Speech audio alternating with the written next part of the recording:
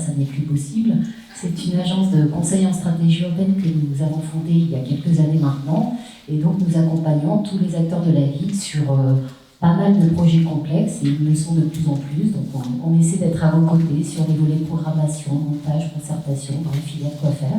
Je voulais dire un grand bravo à CityLink parce que je trouve ça assez génial ce travail. Répondre à cet objectif de ZAN, donc la séquence éviter, réduire et compenser. L'intensité urbaine ou la densité urbaine se paye parce que l'objectif c'est de libérer justement le sol, de faire des espaces publics généreux. Il y a des choses que je trouve très intéressantes là, d'abord sur la question du rapport entre climat et sol. Il va falloir unifier la gestion du sol pour pouvoir gérer ces contradictions fondamentales que nous avons sur le sol. On est sur une règle générale, une règle commune, qui s'applique à des territoires qui sont très différents sur la question d'état des lieux, sur la question de l'habitabilité et sur la question des enjeux pour demain. Et ce qui est intéressant, c'est de faire un travail extrêmement fin pour voir sur tout ce qui était déjà artificialisé, comment on pouvait là encore optimiser sur le déjà là. Et puis cette notion aussi de dépasser le paradoxe entre sobriété foncière et développement. Comment est-ce que vous vivez? Est-ce que c'est bien une complexité qui vient vous bousculer aujourd'hui? Ces territoires ont besoin d'être aidés et ont besoin de se développer aussi économiquement pour garder leur population.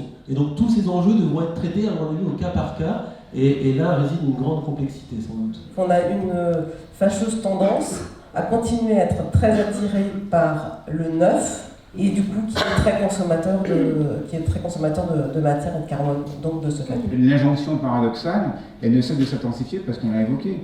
Il me faut produire davantage alors même que les réceptacles de cette production ne sont pas mobilisés. On reviendra sur le coût, sur la complexité de mobilisation du foncier. On a quand même dépensé énormément d'argent à faire de la suroptimisation d'un gisement marginal, c'est-à-dire à essayer de gagner d'énergie blanche, d'énergie d'exploitation, sur le seul gisement du neuf, qui était déjà hyper performant par rapport à l'existant. Est-ce qu'à ce moment-là, ce coût évité, nous collégialement, la collectivité, on est prêt à l'investir, comme on l'a fait par exemple sur le fonds friche? Si on veut dépasser ce débat du coût, effectivement il y a un coût que quelqu'un doit payer, il faut bien le porter sur le plan démocratique, sur la valeur. Qu'est-ce que c'est que la valeur de ça? Avant de prendre le crayon et d'aller faire quoi que ce soit, il faut qu'on puisse réfléchir avec les habitants. Ce que vous avez dit tout à l'heure est essentiel. Je pense que le donneur d'ordre final, il ne faut jamais l'oublier, c'est le citoyen. En tout cas, merci. Merci beaucoup.